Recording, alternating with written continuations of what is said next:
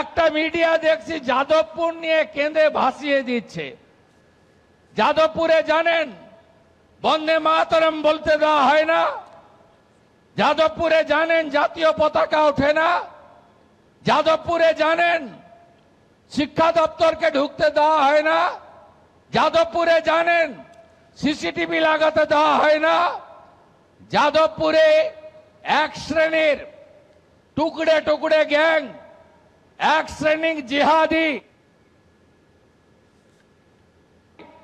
যারা রাষ্ট্রবিরোধী, যারা 26শে জানুয়ারি 15ই আগস্ট পালন করে না, বন্দে মাতরম গাইতে দেয় না, তাদের পক্ষ নিয়ে যতই ওই মিডিয়ার গ্রুপ লিখুন না কেন, আমরা যাদবপুরের ভিতরে এবং বাইরে জাতীয়তাবাদকে প্রতিষ্ঠা করবই।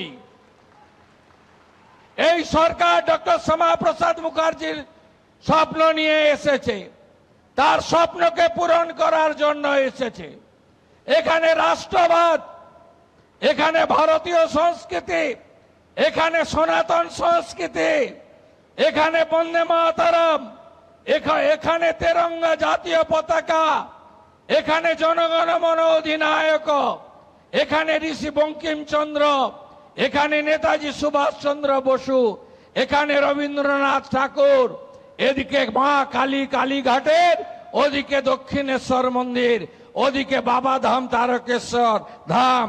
এর সঙ্গে কোনো সমঝোতা আমরা করব না।